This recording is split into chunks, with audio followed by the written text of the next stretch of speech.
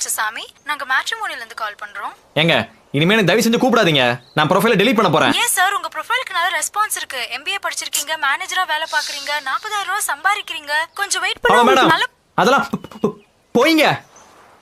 அப்படிலாம் போட்டதாக பொண்ணு கிடைக்கிற ஃப்ரெண்டு போட்டாங்க. இதை பாருங்க, எனக்கு வயசு 28 ஆயிட்டு. நான் பிகாம் தாங்க படிச்சிருக்கேன். நான் மேனேஜர்லாம் வேலை பார்த்துக்குங்க. அந்த ஷோரூம்ல சேல்ஸ்மேனா வேலை பார்த்து மாசம் வெறும் 15,000 ரூபாய் சம்பாதிக்கேன். என்ன மாதிரி பயிரெல்லாம் எந்த பொண்ணு கட்ட மாட்டாளுவ, கட்டணும் நினைக்க மாட்டாளுவ.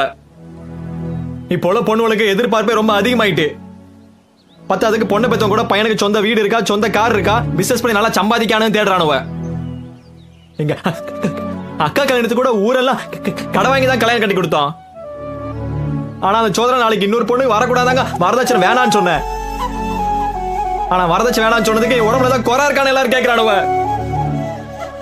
பத்தாதுக்கு நீங்க வேற அப்பப்ப எனக்கு போன் பண்ணி காசை கட்டிப்பாரு, கல்யாணம் பண்ணிப்பாரு, உயிரை வாங்குறீங்க. ஐயா சாமி, எனக்கு கல்யாணம் வேணாம்ல, என்ன ஆளை விடுங்கள. ஒத்தையாக நானும் இங்க தொலைஞ்சு போ